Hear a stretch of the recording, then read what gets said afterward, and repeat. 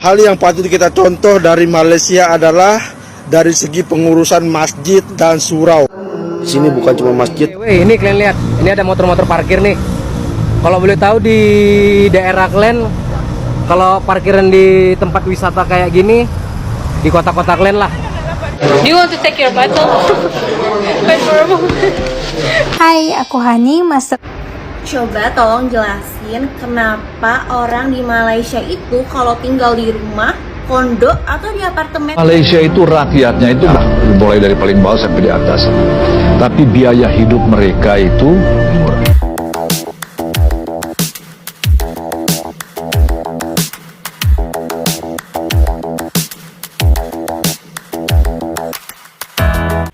Oh hai, halo, hai semuanya. Apa kabar teman-teman?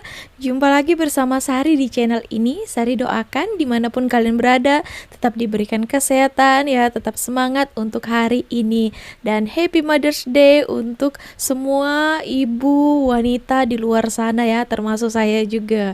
Oke teman-teman, nah di video kali ini ada beberapa pelancong ataupun turis daripada Indonesia yang datang ke Malaysia ya. Terkadang mereka juga mengatakan ya kagum ya, ada juga yang iri, tapi baiknya itu mereka itu banyak mencontoh hal-hal baik daripada negara ini. Nah, yang mereka lihat itu berbeda gitu ya. Dan perbedaan bukan untuk menjatuhkan ya, tapi untuk kita introspeksi diri supaya kita lebih baik lagi. Kita boleh contoh hal-hal yang baik untuk kemajuan kita ke depannya gitu.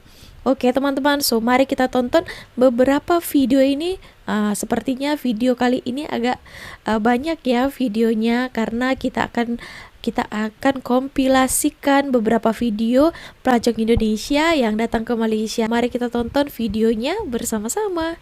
Jom. Oke, weh, ini kalian lihat, ini ada motor-motor parkir nih.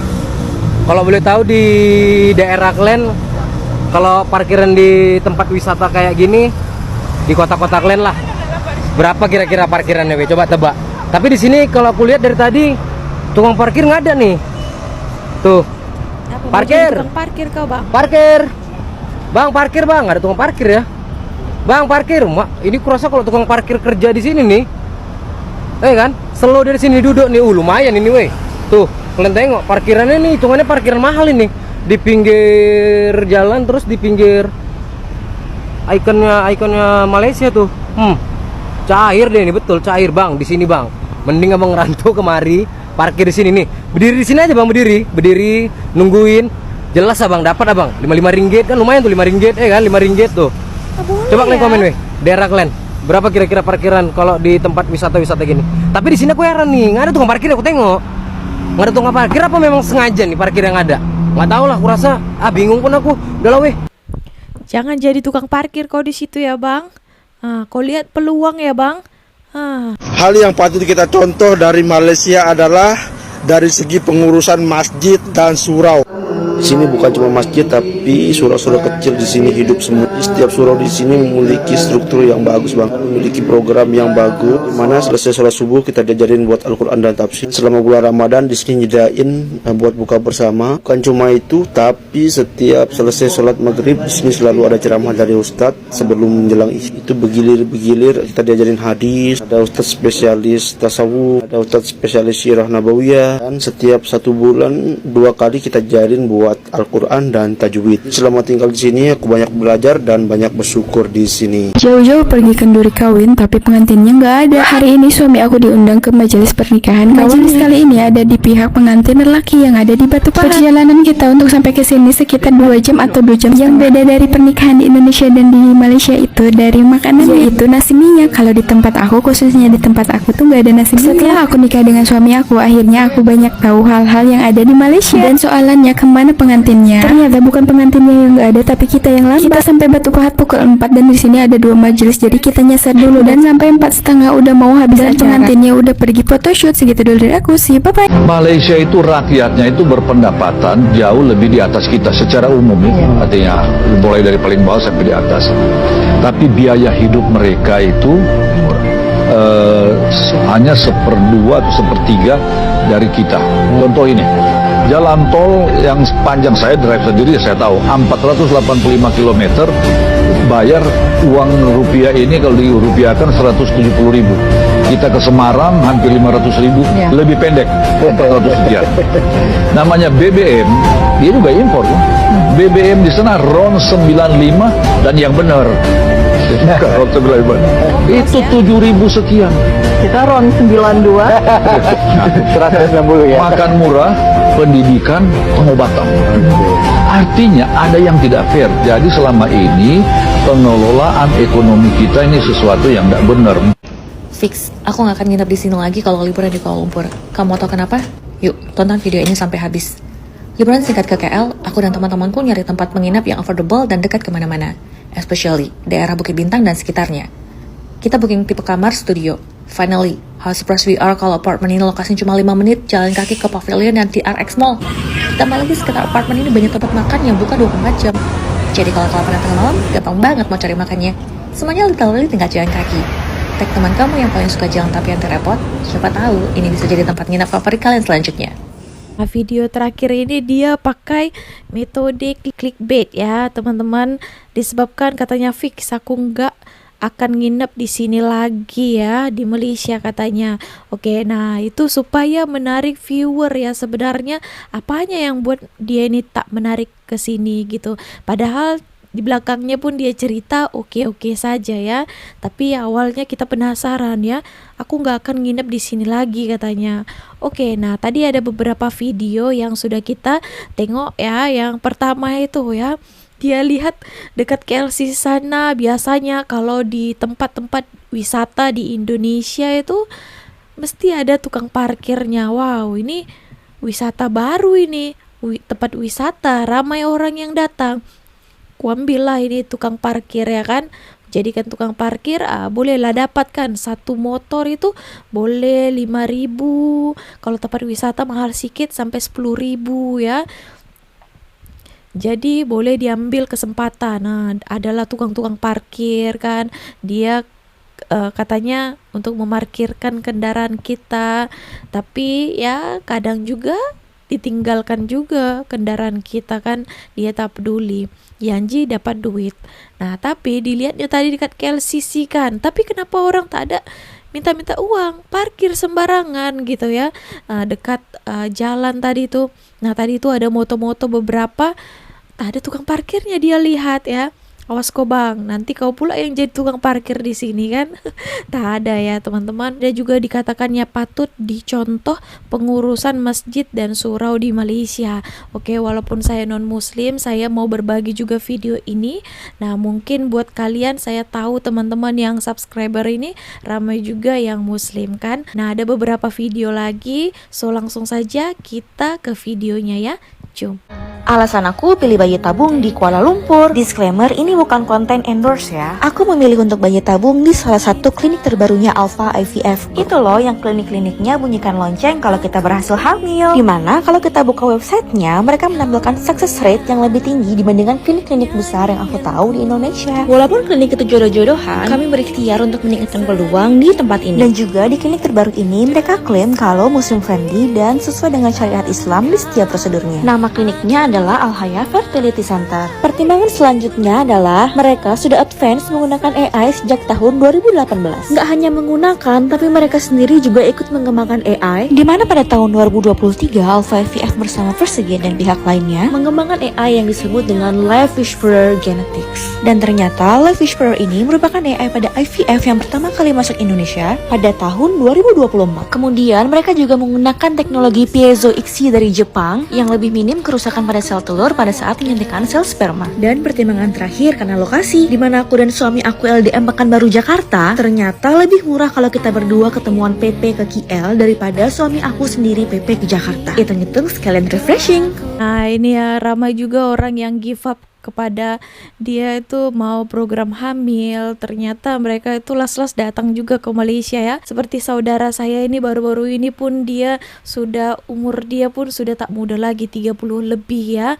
Nah dia akhirnya memutuskan untuk program bayi tabung ini ke Malaysia, dan disebabkan banyaknya berjaya ya, jadi ramai orang yang lebih tertarik itu ke Malaysia ya, ke Penang, ke Kuala Lumpur. Saya doakan juga kepada siapa-siapa pejuang garis 2 ya, semoga diberikan cepat-cepat momongan ya, semuanya semangat. Nggak mungkin kan ya di Malaysia turun salju, tapi di sini vibes-nya tuh kayak beneran lagi winter. Guys, sebelum ngerasain salju, kalian harus pakai alas sepatu kayak gini dulu. Ternyata fungsinya biar sepatu nggak basah dan kalian terpeleset. Di sini bisa main salju sepuasnya. Yes, ini tuh di Kuala Lumpur dan beneran dingin guys. Salah banget sih ya aku nggak bawa jaket. Dan nggak cuma main salju, di lantai 2-nya tuh kalian bisa foto-foto di beberapa ruangan. Seru deh. Jangan lupa siapin memori kamera yang banyak ya. Kalau udah mulai kedinginan, bisa ngangetin badan sebentar di sini dengan view Petronas Twin Tower. Makin malam view-nya makin cantik sih. Kalau kalian pengen ngerasain main salju di Kuala Lumpur, kesini aja dulu. Masih kecil pasti makin seru. Jadi ini adalah Wind Snow di Wyndham Suite KLCC lantai 48. Harga tiketnya tuh segini. Jangan lupa beli di link ini ya. By the way, ada yang pernah ngerasain main salju kayak gini? Do you want to take your bottle? Wait for a moment. Hai, aku Hani, master student di Malaysia. And I want to tell you guys, kenapa pilih Malaysia? Pertama, karena kualitas pendidikan yang udah jauh di atas Indonesia. Yap, sekalian boleh banget cek soal perbedaan ranking antar universitas di Indonesia dan universitas di Malaysia. Di sini nggak ada perbedaan antara kelas reguler maupun internasional, karena semua lecture full ngajar pakai bahasa Inggris. Dan dari sini kita boleh simpulin kalau semua student di Malaysia udah pasti bisa bahasa Inggris. Kedua, karena aku mikir kalau Malaysia itu adalah negara muslim, so aku nggak perlu khawatir soal makanan halal atau haram di sini. Ketiga, tentu aja karena Malaysia itu deket banget dari Indonesia, jadi nggak perlu worry soal tiket pesawat dan bisa pulang kapan aja kita mau. Ini juga nggak ada peraturan harus pakai baju formal untuk kuliah. Selama kalian pakai baju sopan itu boleh banget masuk kelas. Kan mostly student yang dari Cina kuliah di sini itu malah kaosan dan cuman pakai sendal. Dari pandangan aku, mungkin yang terpenting adalah apa yang kamu pelajari. Sebenarnya banyak banget hal-hal menarik dari Malaysia, apalagi kalau kamu jadi student di sini. Tapi mungkin aku akan sharing di video lainnya. Kali ini segitu dulu buat videonya. See you in next video. Bye bye.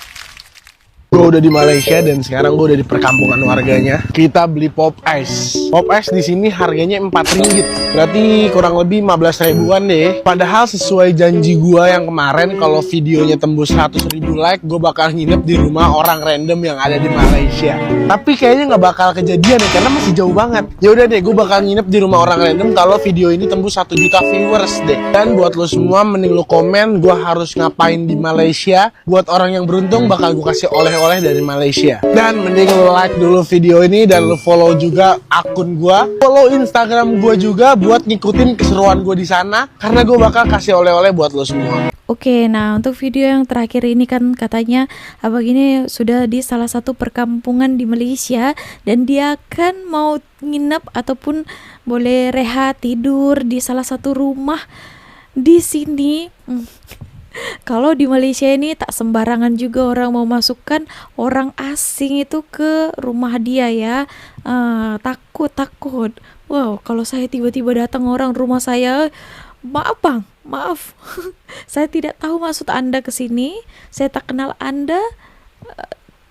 Sorry ya. Terkejut kan kalau orang yang kita tak kenal tiba-tiba mau tidur di rumah kita. Jangan-jangan nanti dia ini berbuat apa? Nanti ini apa yang akan dilakukannya? Kita ini berpikiran ya kan. Apalagi di Malaysia ini kan tak semudah itu juga. Nah, jadi ini tuh adalah beberapa barang yang gue beli dari Malaysia. Ini agak kocak sih. Jauh-jauh ke Malaysia tuh beli Milo, tapi pada bilang tuh kalau Milonya Malaysia tuh rasanya tuh lebih enak.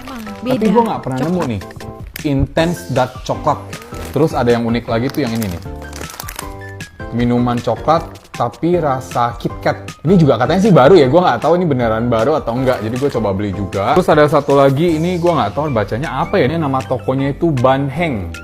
Ini salah satu produk yang direkomendasin juga, ini cuman gue belum cobain. Terus gue udah beli, biasa lah ya, kayak kopi-kopi gitu, gue nggak tahu sih ini enak atau enggak. Oh ini satu lagi nih, Ini pas zaman gue kecil kan sering banget nih cobain cemilan-cemilan yang kayak ginian. Cuman kan versi gedenya. Kalau ini tuh ada versi yang packaging kecil-kecilnya gitu loh. Terus ada ini, kalau ini mah di Peak banyak ya. Cuman gue sebenarnya sukanya tuh yang varian rasa mala. Jadi itu kayak cemilan konjak gitu loh. Di Pining dia harganya murah sih kalau yang ini. Nih ada beli permen-permen ini. Ini temen gue pada demen jadi seru pada beli juga. Sama ada ini nih, minuman-minuman teh. Ini katanya yang favorit itu yang ini nih, Pu'er Orange. Oh iya ada satu lagi gue hampir lupa. Ini ada satu biskuit KitKat tapi rasa Milo. Ada satu permen. Gue nggak tahu sih pada demen atau enggak. Cuman kemarin gue sempet cobain di rumah sakit. Dia jadi kayak permen mint gitu. Cuman ini rasa timun. Cuman kemarin gue nyari-nyari lagi pada nggak nemu ya di tempat lain tuh.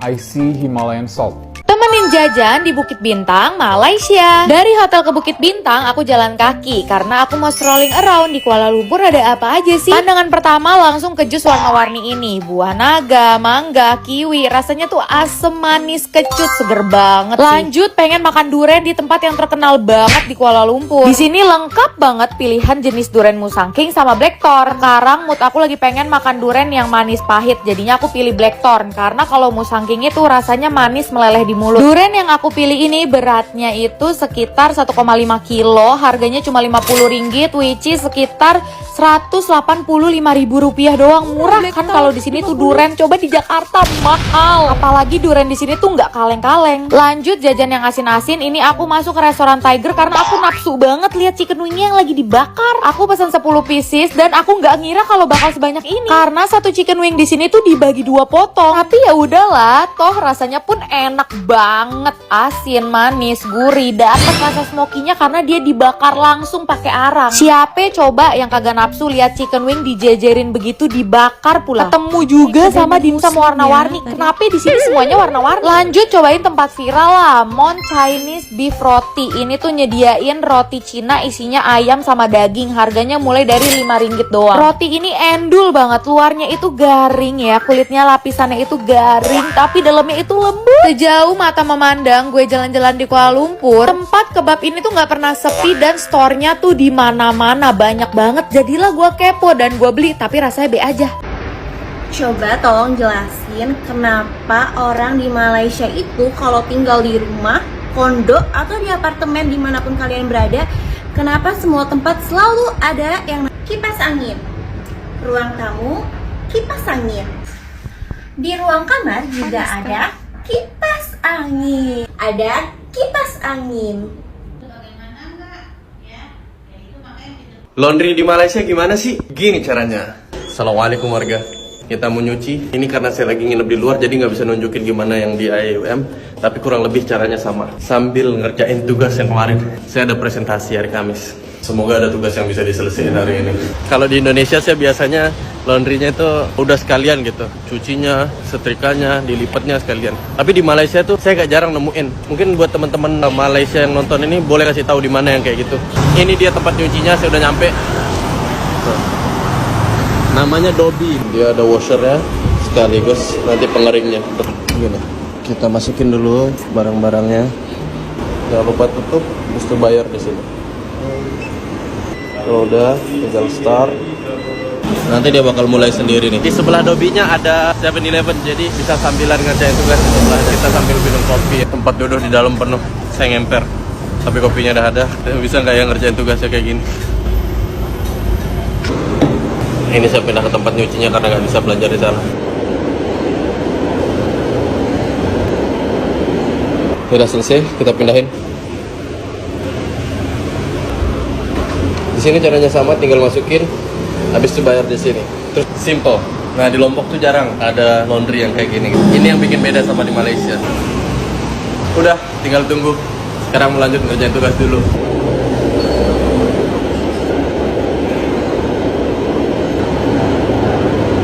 Udah siap dah. Cycle complete.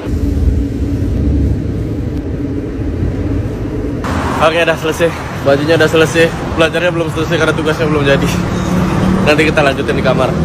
Buat yang lagi liburan di Malaysia, kalian wajib banget deh kunjungin destinasi yang satu ini. Untuk kesananya, kalian bisa naik MRT tujuan Hospital Kuala Lumpur atau naik taksi online kayak aku gini. Cuma kena RM8 dari hotel aku di Kingston 08. Dan aku sampai di Titi Wangsa Park. Aku langsung sewa sepeda. Dan untuk rental sepedanya ini harganya RM30 coy, segini 1 jam. Kalau dipikir-pikir ya lumayan pricey juga ya untuk rental sepedanya. Ini tuh kenanya 100 ribuan. Jadi sekarang aku lagi ada di Titi Wangsa Park. Sumpah ini tuh view-nya bagus banget sih. Apalagi ini nanti kalau seandainya kalian kesini waktu sunrise atau waktu sunset, kayaknya ini bakal bagus sih, kayak ada pelangi-pelanginya gitu. Dan kalau malam ini tuh dia bakal bisa nyala. Tapi entahlah, aku nanti bakal kesini lagi nggak ya untuk malam hari. Soalnya katanya di sini tuh bagus banget. Ini panas sih, tapi juga oke lah.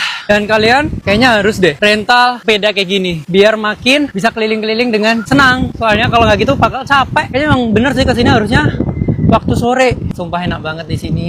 Kalian ke Malaysia daripada wisatanya itu aja, mending kalian ke Titi Wangsa Park. Sumpah ini bagus banget sih.